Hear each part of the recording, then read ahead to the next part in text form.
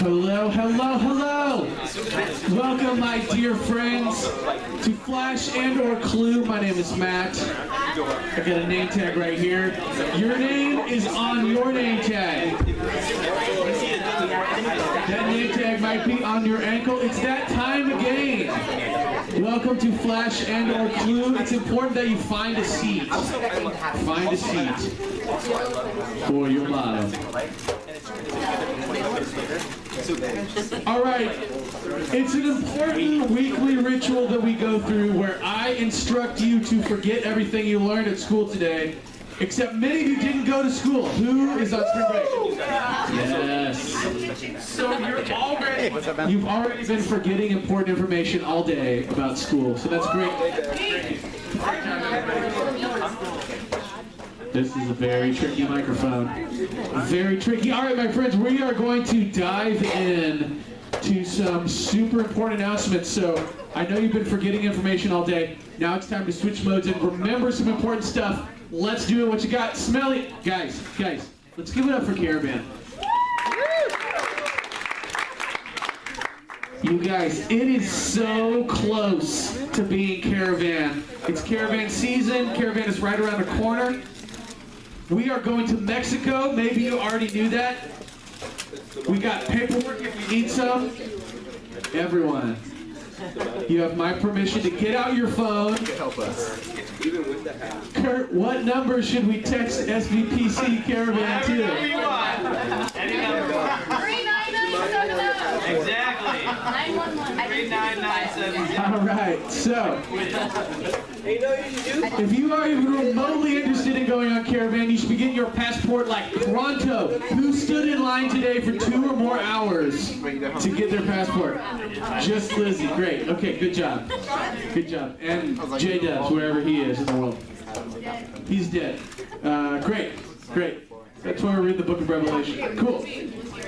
Awesome. If you are intending to go on Caravan, or if you are at least curious about possibly going on Caravan, it's critical that you are at a meeting this Sunday, April 17th. You guys, the team building, learn people's name game that we're going to play is nuts fun. It's so good. You're going to love it.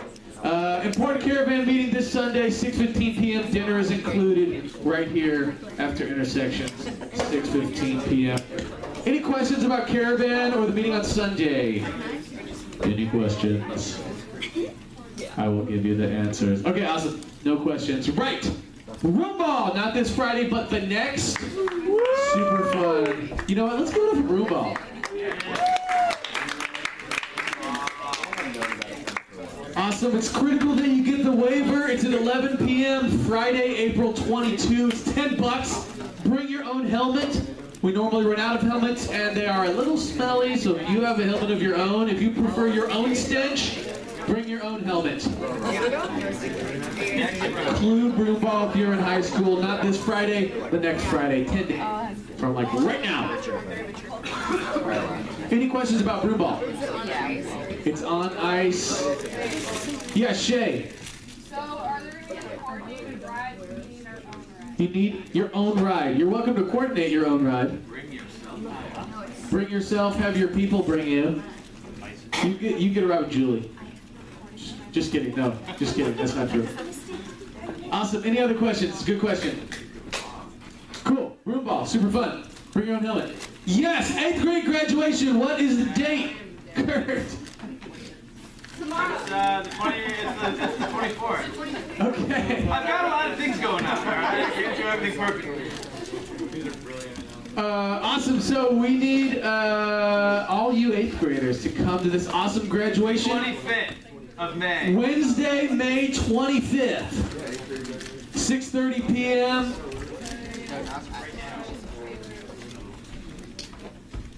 There's going to be a tasty meal and an important tradition.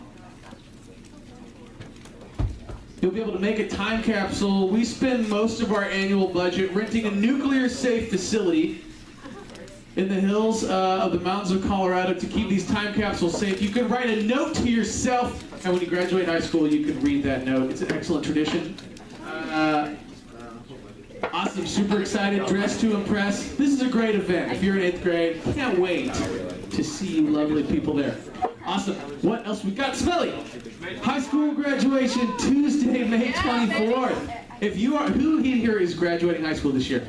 Yes. We have an important celebratory event for you. You guys, we're having it here on the back lawn. It's going to be so cute back there. It's going to be like, here's Kurt and Allie's wedding cute, and then like step down from that type of cuteness. You got to be there. It's going to be so great. Right outside of the back lawn. If you have a time capsule, you can open it, or if you don't have a time capsule, I'll give you $1. And that'll make up for it, I think. That'll make up for it. So that's pretty good. There'll be dinner, you can dress to impress. It'll be wonderful. It'll be beautiful. Really important event. Yeah, Aaron. Some people were wondering, what's the date again? Yeah, good question. May 24, Tuesday, May 24. Good question. Good question. All right, what else we got here? Smelly.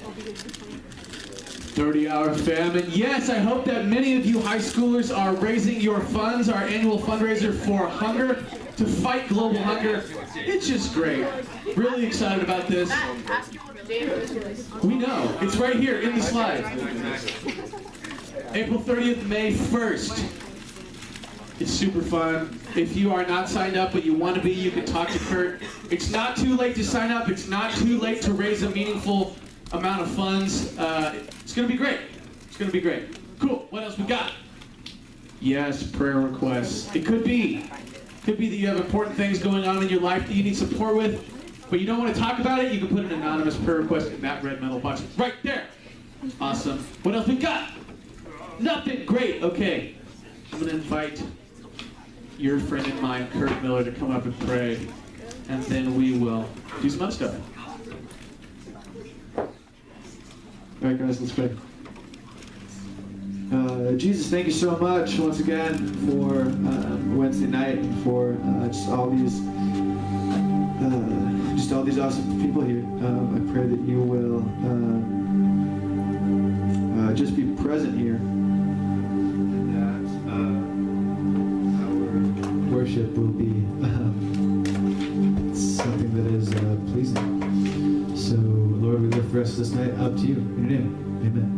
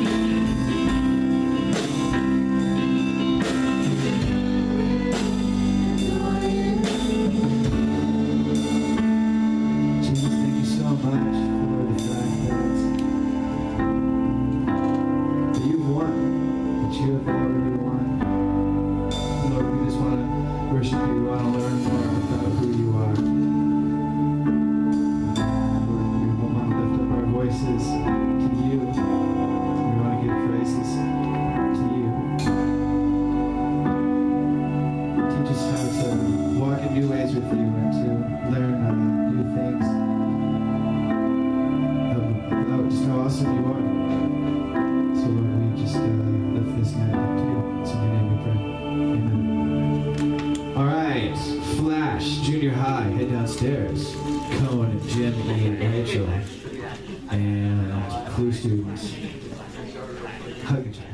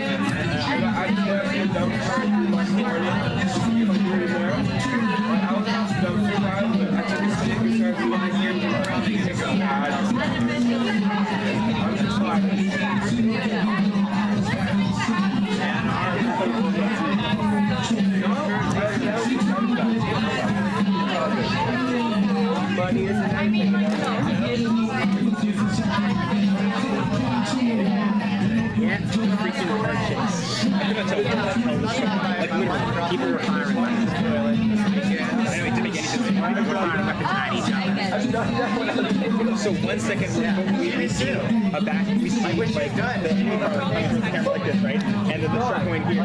You know, the other, I don't know what's going on. Like, I don't know what's going on. I was more smart to be but they weren't exploding in a way that was very easy for you to follow.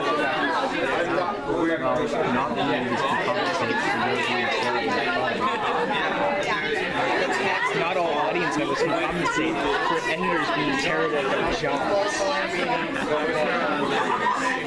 But you're definitely compensating for something. Yeah, because it feels like every so often I'll go to a place, right, and I keep expecting to be impressed, but I keep ending up being more and more disappointed.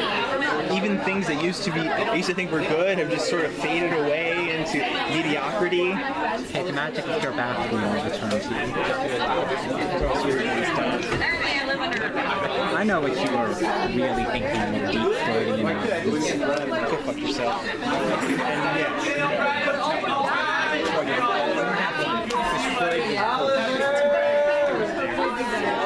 that's it.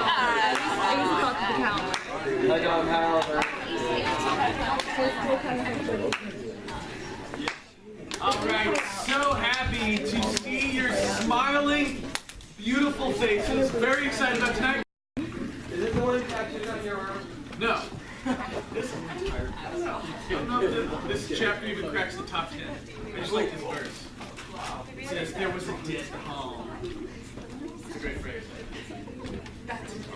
Awesome, we've been talking about The book of Revelation, it's been very interesting, I think, so far. Hopefully you have committed yourself to reading it at home. Our big hope is that everyone will take a stab at reading it. In fact, we've provided a reading guide that has a bunch of helpful tips and tricks to reading the book of Revelation. I think we might be out of those copies, but if you're interested in one, I can get you one. We'll also put it on the Facebook. The book of Revelation is interesting because it's talking about two things at once. In part, it's talking about the contemporaneous time that it was written in. Hundreds, thousands of years ago, during the Roman Empire, the age that the book of Revelation was written in, it's addressing that age specifically, but it's doing so in such a way that it is also talking a little bit about the end of the world.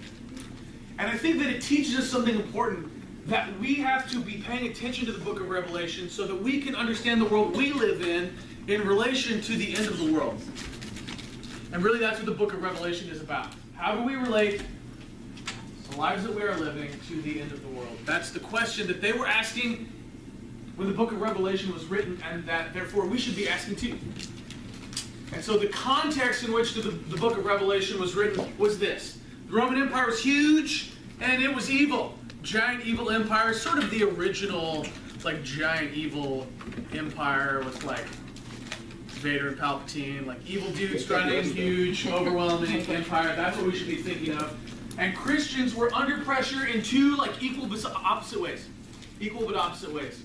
Some Christians were being persecuted for their faith by especially the Emperor Nero. Dude was super evil and bloodthirsty, and all of the, like, Christians being fed to lions type of stuff that you have maybe heard about in the Roman Empire. That was going on primarily under Nero, or especially under Nero. Christians being persecuted for their faith just for being a Christian. So part of the book of Revelation is written to these people whose lives are at risk simply for following Jesus. The equal but opposite pressure that Christians were feeling was that they were tempted to enjoy the luxury and wealth of this violent empire. To simplify the strategy of the evil empire of Rome, they would invade other countries and take all their money, and so it was like luxurious to be a Roman citizen. They imported all the food and money and like jewels and everything into Rome. In fact, if you go to Rome today, there's stuff there pillaged from other empires, stuff taken from Egypt, from like tombs of King Tut and stuff that the Romans used to decorate their cities. So they were destroying other countries, stealing all their stuff, importing it back to Rome. And it was tempting for Christians to want to enjoy that same luxury. So the book of Revelations is written into this context where Christians are sometimes having their lives threatened and sometimes tempted to enjoy the luxury and comfort of the Roman Empire. So the author of the book of Revelation is John.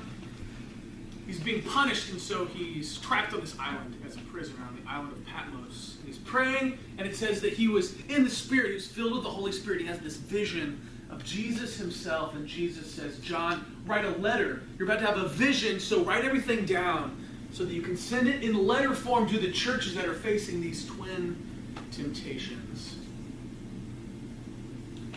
And so as we have begun investigating the book of Revelation the first week, we started with the end. Who is the type of person to read the book by reading the last page first? Anybody? Good. What is wrong with those people? Andrew. No, I definitely don't do that. I've never done that. It's tempting. Maybe once I've done it. Just to see what it was like, and I hate it.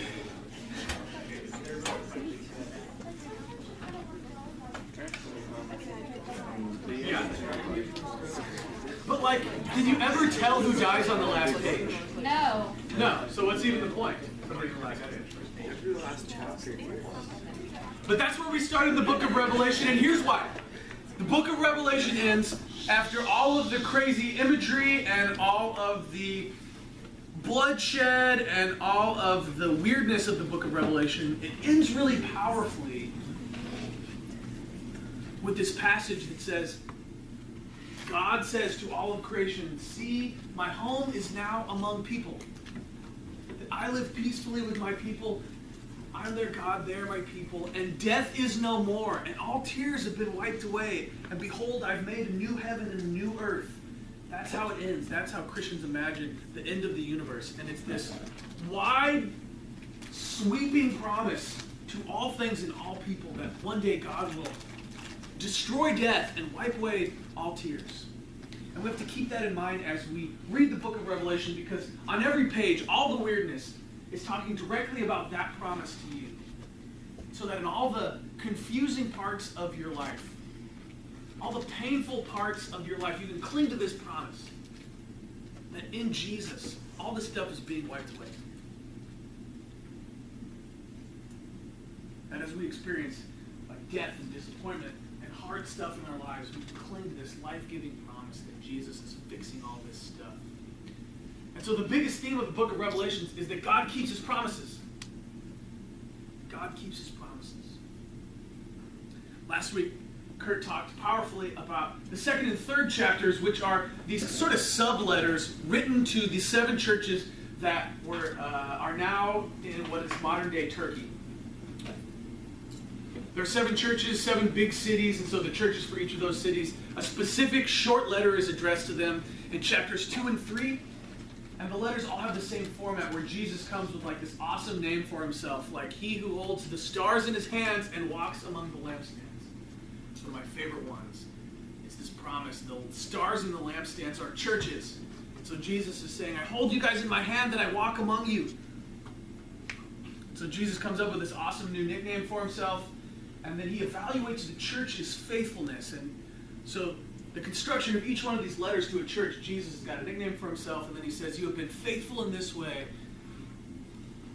but you have failed in this way. And then part of Jesus coming through on his promises is that he will evaluate us for our faithfulness. And I find that idea so challenging and so powerful, because each of those letters to those churches ends with this promise that if you are faithful, your reward is this powerful new life. And so the book of Revelation is kind of like these snapshots, different ways of imagining the entirety of the universe. Different scenes, and it kind of hops around, and sometimes they're supposed to go back to back like in a linear sort of story, and sometimes they're just like totally switching stories altogether. But they're all depicting the same thing. What is the fundamental way that the universe is built?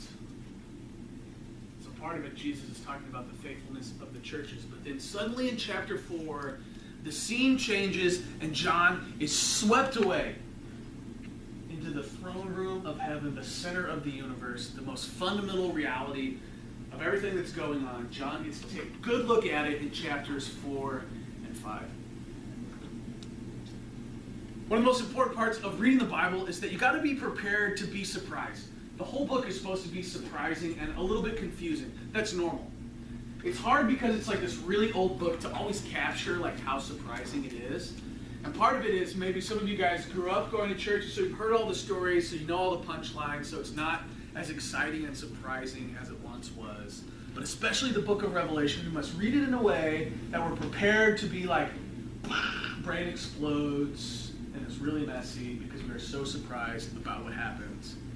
And this is like a big theme in chapter 4 and 5. We're supposed to be super duper surprised at everything that happens. You may know that I'm a Kansas City Royals sports fan. And one thing that is a perennial surprise recently is how good they have been. And what is fun about that is that there are all these like sports dudes who build these computer algorithms so that they can carefully predict how each team is going to perform in the regular season. And they win a bunch of money. And then they use to bet. That's exactly right. They're using these computer algorithms to predict like how good the baseball teams are going to be.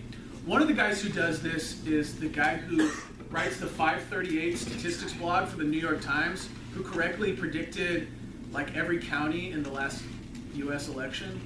He's got like this crazy stats wonk, and he said, I'm going to get into fantasy baseball because I think I can make some money there. And he started this other blog, and he shared his algorithm, and he shared all the results, and he predicted each team. And 3 years in a row, he's predicted the Royals to be terrible. just terrible. Worst team, one of the worst teams in baseball, last in their division. And for some reason, his predictive computer algorithm is great at predicting every team except for the Royals. He gets them so wrong. Obviously, they weren't terrible last year. They won the World Series, so he was like, couldn't be more wrong. I hope he lost a lot of money. For sure. Can't stand that guy. Nate Silver, that's his name. Super famous statistics guy. Yeah, I like Nate Silver. He's great. But He's the presidency. yeah, exactly. Yeah, it's okay. There's lots of entry points so that you can catch back up. Here we are. This year. Yeah, what? Our year this year. Yeah, so he did predict that the Giants would be pretty good this year. They're going to be pretty good. It will be curious to see. But what was interesting is that it surprised the whole baseball world, the whole sports world, the whole statistics world that the Royals have been good. Part of what was surprising is they were terrible my whole lifetime. Worst team, 20 straight years or something. Like the Raiders. Just like they were the Raiders of baseball. It was just like that. And then seemingly out of nowhere, even the predictive computer algorithms that were really accurate couldn't predict. It was a big surprise. It was this huge and happy surprise for the town of Kansas City, for me, when the Royals won the World Series. It was such a surprise, and I just cried a bunch, and I kept telling Wallace, I can't believe this happened. And he just kept licking my tears. It was a great moment. And so, similar to being a Kansas City sports fan, when you read the Bible, especially Revelations chapter 4 and 5, you have to be prepared to be super surprised. And so John is suddenly whisked into the throne room, and he's getting a look at like the deep interior guts of the universe, and what is like the most important thing that defines the whole universe. This is what John is looking at. And he sees this code word sort of in the book of Revelations. He who sits on the throne, that's God. He who sits on the throne, there's this big throne room, and there's like these crazy mutant animals with like 10 wings and the face of like a lion, and one with like an eagle, and one ox, and one's a human being. They're kind of flying around this throne, and then the throne is surrounded by these 24 elders on other golden thrones, and it's like this really powerful, regal imagery that you would think of like all the space aliens in the world, like everybody met each other, and this was the king of the universe. That's who's sitting on the throne. King of the universe. So John enters into this throne room. And then we pick up in chapter 5. It's kind of long, but we'll read the whole thing. It's awesome. And then we'll explain. I'll read through it. I'll explain some details as we go. Then we'll look at some big themes. Big themes. So chapter 5. In chapter 4, he's whisked into the throne room and he sees all the craziness. And then chapter 5, we get to the good stuff. And then I saw in the right hand of the one seated on the throne a scroll written on the inside and on the back, it's just like covered. On the back, it's sealed with 7 seals. In the ancient world, if you were super rich and you could afford like a will, and you had stuff that you wanted to give on to your kids or whatever, your will would have 7 seals that signified this was a really important document. And I saw a mighty angel proclaiming with a loud voice, "Who is worthy to open the scroll and break these seals?" And no one in heaven or on earth or under the earth was able to open the scroll or look into it. And I began to weep bitterly because no one was found worthy to open the scroll or to look into it. Have you ever had a dream where you woke up and you were like overcome with some powerful emotion from the dream? You like woke up and you were just so sad and you could barely explain it. That's what's happening to John. He's overcome. This scroll is the script to the end of the world. And what happens at the end of the world is not that all things are destroyed, but that all things are given new life. And so John is sad because no one can have the new life show up. There's this obstacle. No one can fix it. The thing that stands between the universe and completely new life for everybody is this scroll. No one can open it. He's weeping bitterly. And then one of the 24 elders said to me, "Do not weep. See, the Lion of the tribe of Judah, the Root of David, has conquered so that he can open the scroll and its 7 seals." And so, if we were like the original readers of Revelation, we would get what's about to happen, but it's a little confusing for us. I think the Bible's frequently confusing to us, but especially now. So the elder says, "Look, this huge lion." And then John looks, and what he sees instead of the lion is this. And then I saw between the throne and the 4 living creatures and among the elders, the thing that the elder was pointing at was a lamb. And so he says, hey, look at the lion, but it's really a lamb. And it's not just any lamb. It's a lamb standing as if it had been slaughtered. It's wounded. It becomes this powerful image. The lamb is standing as if it had been slaughtered, having 7 horns and 7 eyes, which are the 7 spirits of God sent out into all the earth. In the book of Revelation, what does the number 7 signify? Completion. Yes. Good. Or 3 7. Yeah. You won the jackpot. That's because it's the special number in the book of Revelation. It's the special number in the book of Revelation because it took God 7 days to create the earth in Genesis, and on the 4th day, or the 7th day, it was perfect. And so when it says that the lamb had 7 horns, it doesn't mean like it's congenital deformity. It means that it has all the power. Its power is complete. And it doesn't mean that it had 7 eyes. It means that it can see everything. And one of the things that it says about Jesus in the book of Hebrews is that he can see into the hearts of human beings. And so this lamb has all the power, the 7 horns, and it can see everything, the 7 eyes. And it's full of the Holy Spirit, the 7 spirits of God, which are fanned out into the whole world. And he went and took the scroll from the right hand of the one who was seated on the throne. And when he had taken the scroll, the 4 living creatures and the 24 elders fell before the Lamb, each holding a harp and a golden bowl full of incense, which is your prayers and my prayers. It's the scene of worship that all of creation is participating in. So the Lamb takes the scroll, and then what happens next? Everybody sang a song. Important theme in the book of Revelation is they are always jamming. There are a lot of songs. A lot of our contemporary worship songs are taken straight from the book of Revelation. There's a lot of singing. In a couple of weeks, we'll talk about why. It's because singing makes you happy. Spoiler alert. That's why. Most of the time. It's a great way to express your emotions, whatever they may be. So they sing a new song. You are worthy to take the scroll and to open its seals, for you were slaughtered, and by your blood you purchased for God all of the saints from every tribe and language and people and nation. You have made them to be a kingdom and priests in serving our God, and they will reign on earth. Then what happens? Then I looked and heard the voice of many angels surrounding the throne and the living creatures and the elders, and they numbered myriads of myriads and thousands of thousands, and singing with a full voice, song number 2. Worthy is the Lamb that was slain to receive power and wealth and wisdom and might and honor and glory and blessing. So what has happened is this powerful scene. It's this enthronement ceremony that the Lamb is the one who's able to open the seal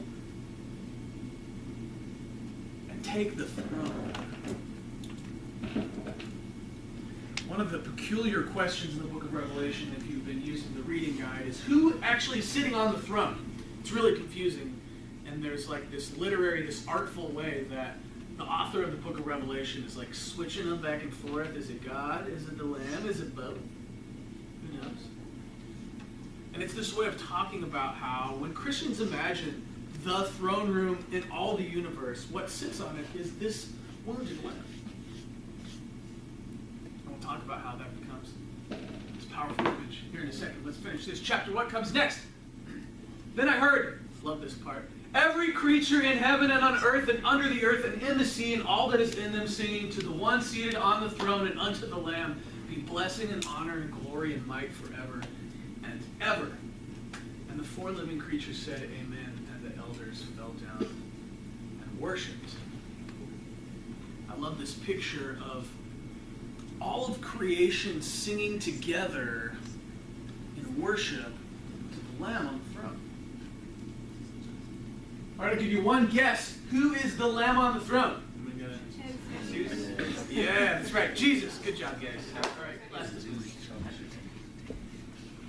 Universe, the most powerful seat in all the power is this wounded Lamb, is important because we're saying we imagine that Jesus is King of all things. He has all the power. And what's powerful about this image of the wounded lamb is that it's both really powerful. It's got all the horns. When you see it, you think, it might be a lion. But it's also weak and it's vulnerable. There's this time when Jesus is arguing with the Pharisees, and the Pharisees were like the religious, mean people that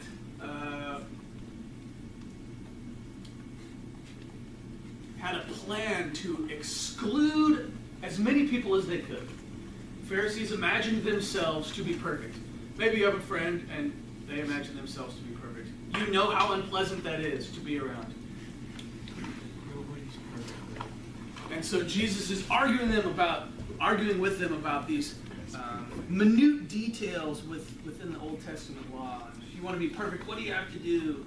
And Jesus finally is fed up with them, and he says, go and learn what this means. I desire mercy, not sacrifice.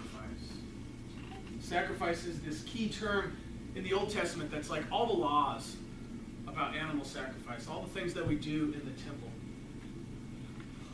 Go and learn what this means. I desire mercy and not sacrifice. For I have not come to call the righteous, but the sinners.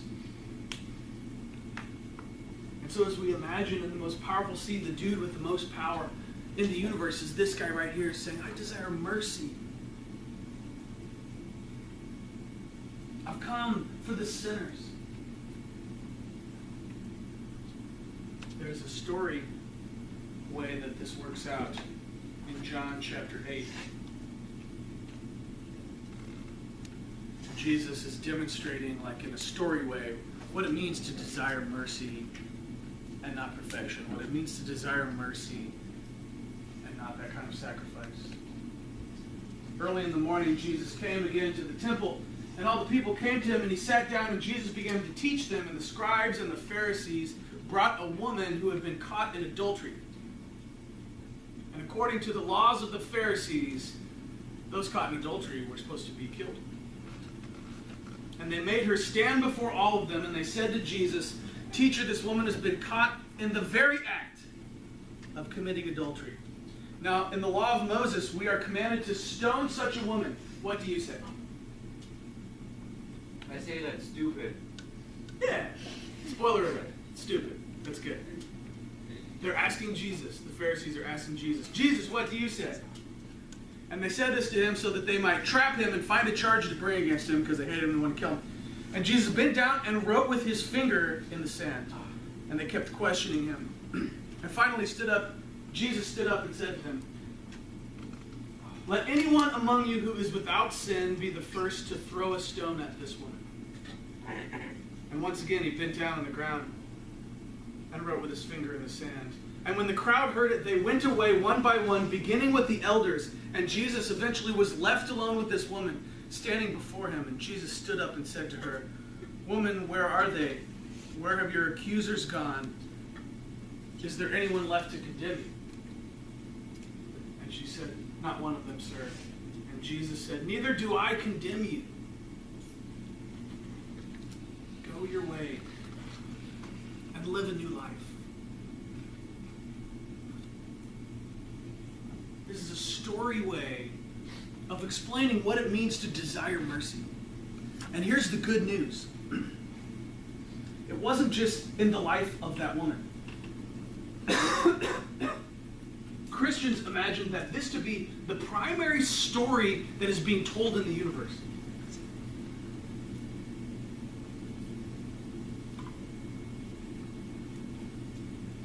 Not that the strong always win.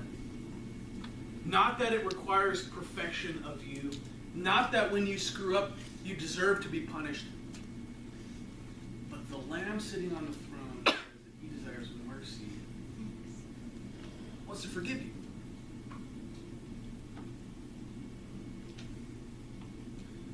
The Lamb on the throne is this powerful image.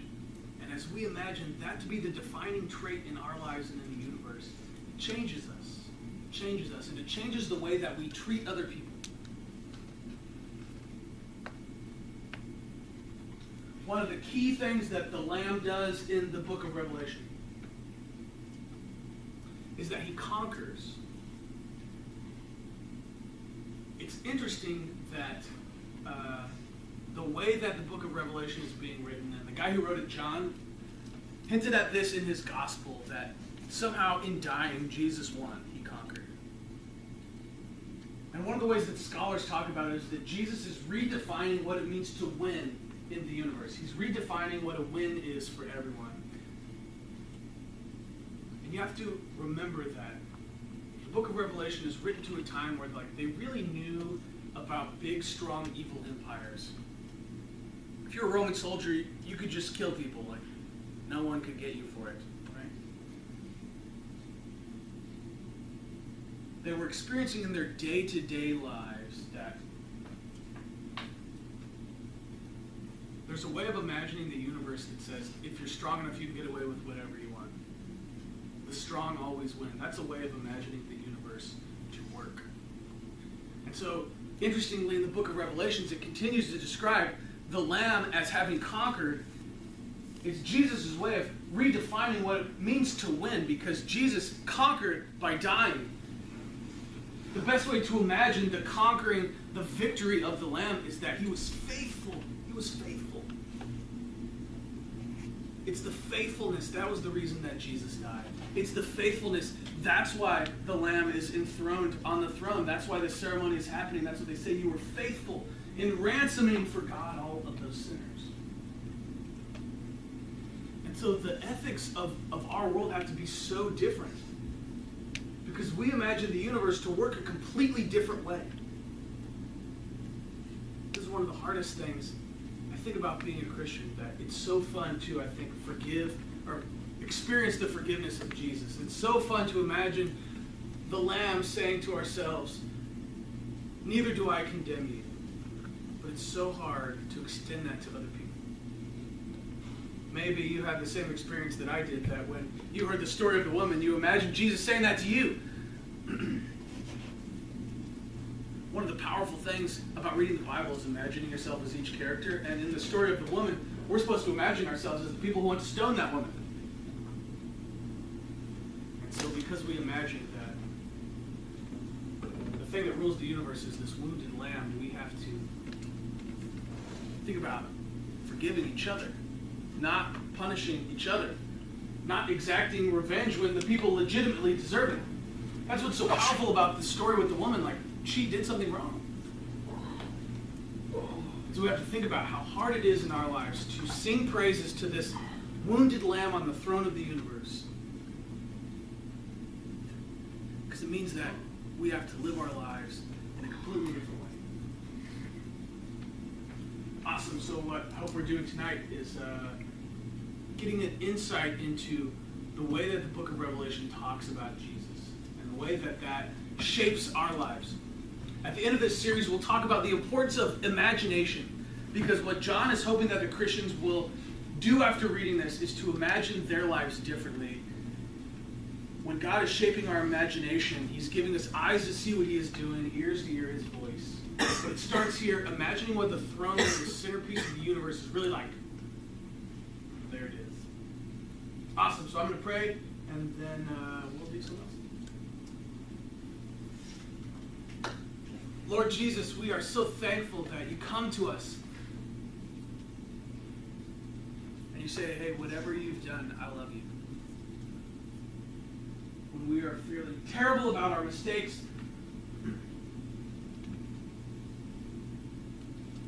when we're miserable about a way we've screwed up, you come to us and say, I don't condemn you, I love you. Lord, and that thing is the truest thing in our universe. The truest thing in our lives is that you love us. God, so may my friends here experience your love. God, may they get a glimpse of the way that you walk among us, that you walk among the lampstands as this slaughtered lamb, so strong and powerful and yet so full of love and mercy for us. That the truest thing about us and about this world is that you love us. Lord, and help us to respond to that by being faithful to you. Lord, may we be defined by that mercy. not so much as recipients of mercy, but as extenders of mercy. May our lives be transformed as we worship the Lamb on the throne. We love you, Lord Jesus, and we lift our lives up to you. Amen. All right, my friends, you know what happens next. You don't have to, but you can if you want to. There's a lot right. Awesome. This right here might as well have been invented by the Lamb on the throne. It is the greatest invention in the universe. Sticky note and index card. Maybe you have yet to find time in your lives to read the book of Revelations. You can write down a key verse from Revelation right here. Put it in your chemistry book or your locker. Yeah, she's talking about yeah. Oh, yeah. Yeah. What did you say? Yeah, no, I just there and I've been so tired. but you have like Very tired. Having cards in my sockets. I'm tired. Dude, this Monday was pretty lit. There was like 5 people. Who needs a writing utensil? I'm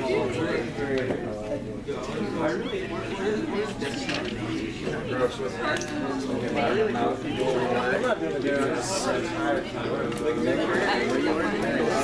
a second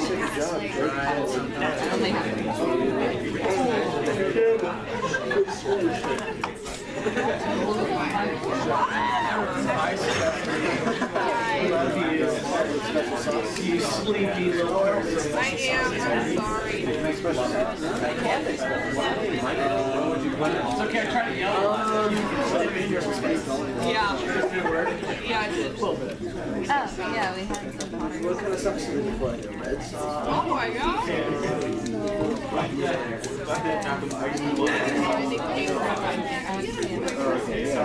Needs a writing utensil. Savory sauce.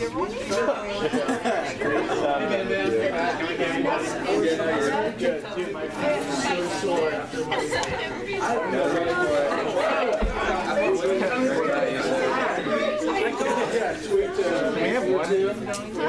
It's so good. Like the oh